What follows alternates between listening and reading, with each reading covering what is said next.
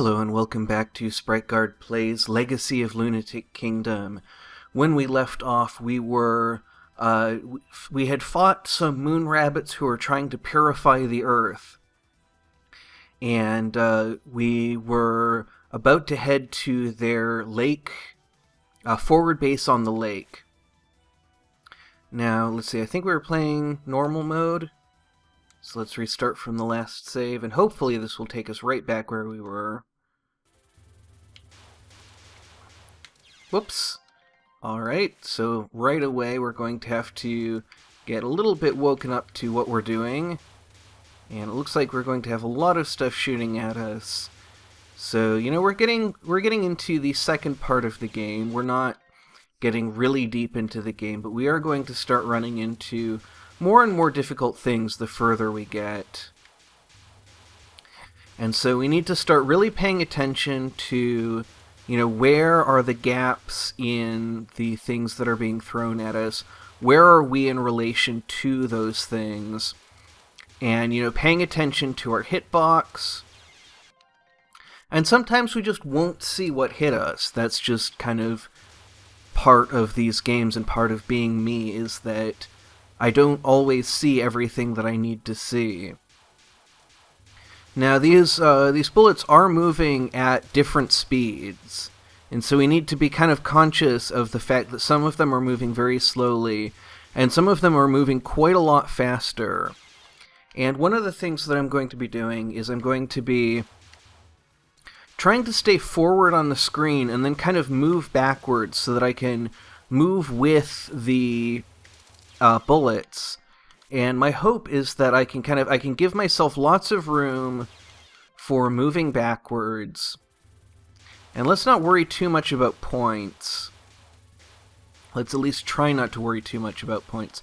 And so the idea is that if we're up front, we can get in front of these bullets and we can move around them. And I did not see what hit me there, so that's becoming a real problem that I'm not sure how we're going to tackle that.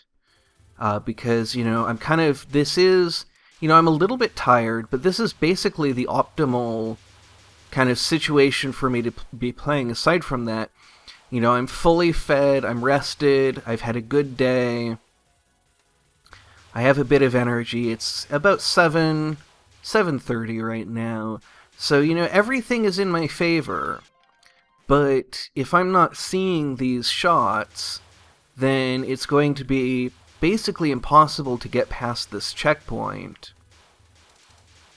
Because you can only dodge shots if you see them, or if you get very lucky. And, you know, luck equals time is something I like to say.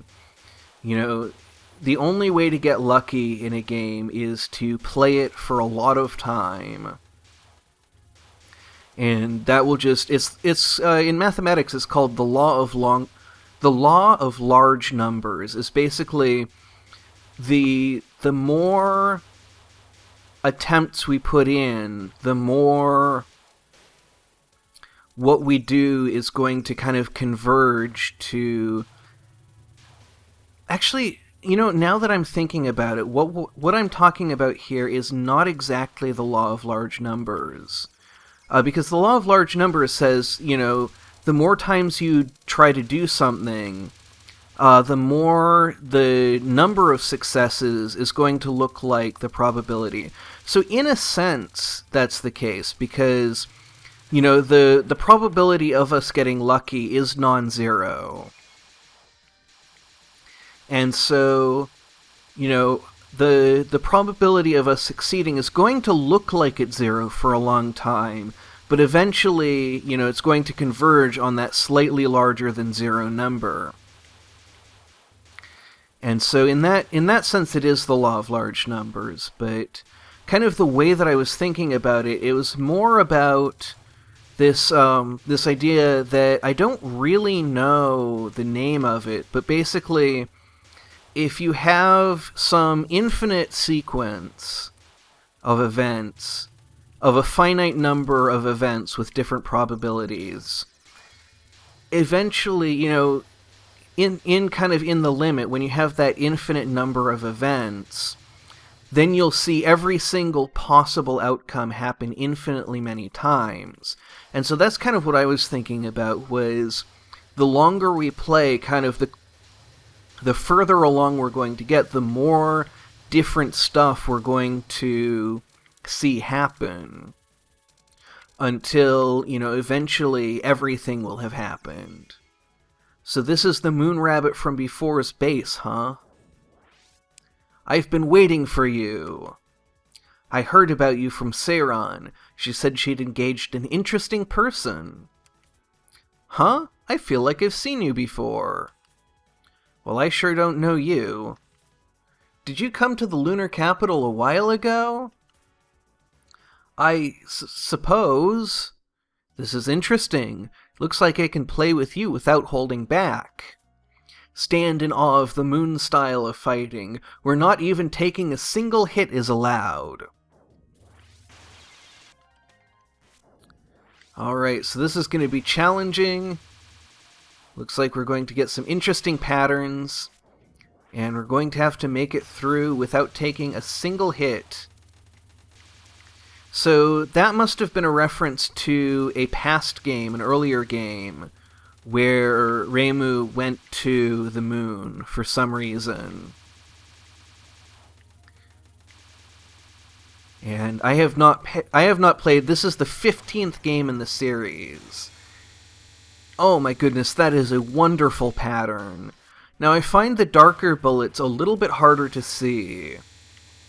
The white ones I can see alright, but the pattern background makes the whole pattern a little bit hard to read, and so that may end up being a problem.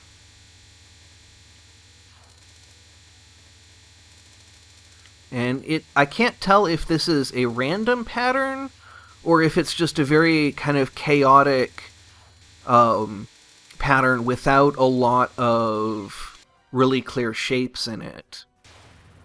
It's often very hard to tell the two apart, but if it is exactly the same every time, then maybe we can chart a course through it.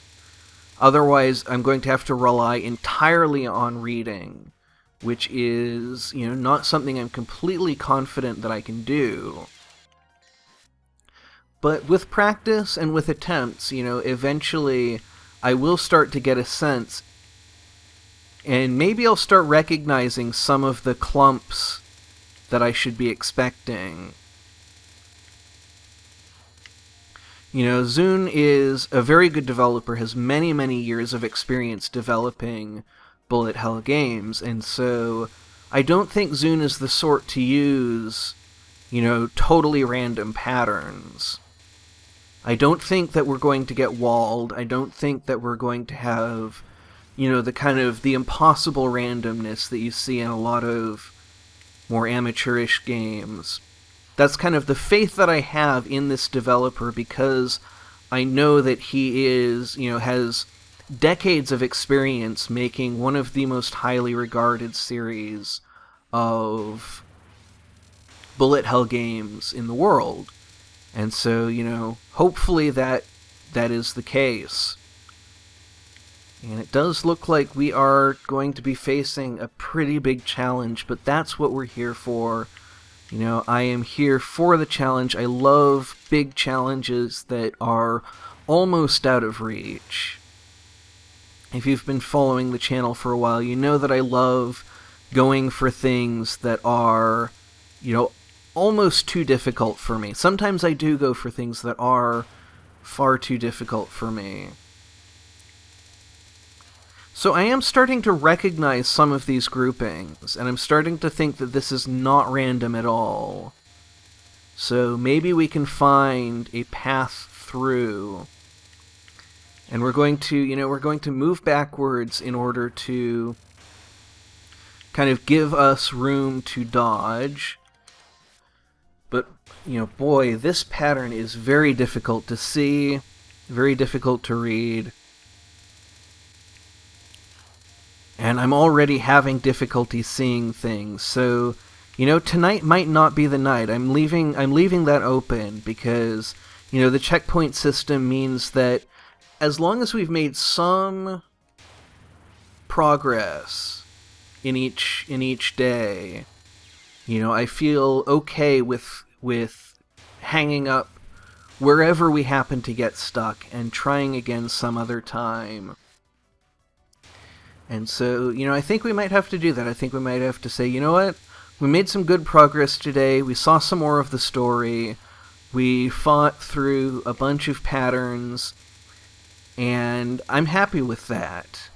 And, next week we're going to try again. And so we're not giving up. We're just saying, okay, let's take a break. But I'm going to keep at this for a little bit longer. Because, there's a chance. Even with everything that I have going against me. And I always like watching, I watch a lot of fan game streamers, a lot of people who play very difficult games on Twitch. And one of the players who I really admire and kind of enjoy, even though, there's a lot I dislike about him, is Stinky Cheese 1890. He is a Twitch streamer who plays... He's best known for playing I Want to Kill the Camellia 3, which is one of the hardest games that anybody cares about. It's one of the hardest games ever made. There's no definitive hardest game ever made, because people just keep trying to make harder and harder games until they make games that are humanly impossible and not really fun to play. But Camellia 3 is kind of at the upper limit of games they have people play them, people try to beat them, and people even speedrun them. And this is a game that can take, over 400 hours. I've seen people take as much as 800 hours to beat it. And this guy can beat it in 4 hours, a little over 4 hours, well under 5 hours. And he's just incredibly skilled. But what I've admired most about him is his persistence, that he can be completely... he gets so salty, which I don't like about him. And he gets angry, and he swears, and he screams, and that I don't like so much. I don't enjoy watching that. But what I do enjoy watching is his persistence, as demoralized as he gets, and as upset as he gets, he keeps playing. And he can do things that other people can't do just because he's able, in large part because he's able to keep playing even when he's unhappy. And so, that's one thing that I think is, one of my bigger weaknesses, and I think one of the things that will hold me back from accomplishing the kinds of things that he's accomplished. So that's something, eventually I would like to learn that. But, a big part of what I talk about on this channel is about using games as a tool to have fun, and how it's not really... if you're not having fun, you have to kind of go, okay, so what are my goals? And so for me, when I'm not having fun in a game, it's really important to me to stop playing so that I continue to enjoy the game. And so as soon as I stop having fun, I'm going to stop playing for that reason.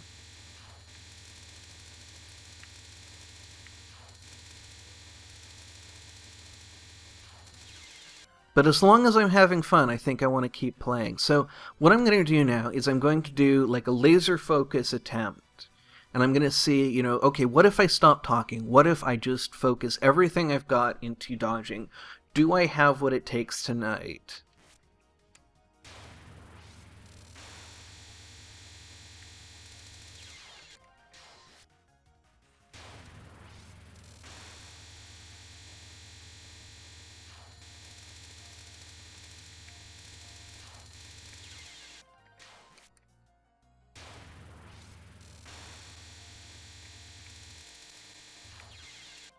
And it looks like, I had one good run, but it looks like the concentration's just not there. So, we will pick this up again next week, see if we can get past this boss.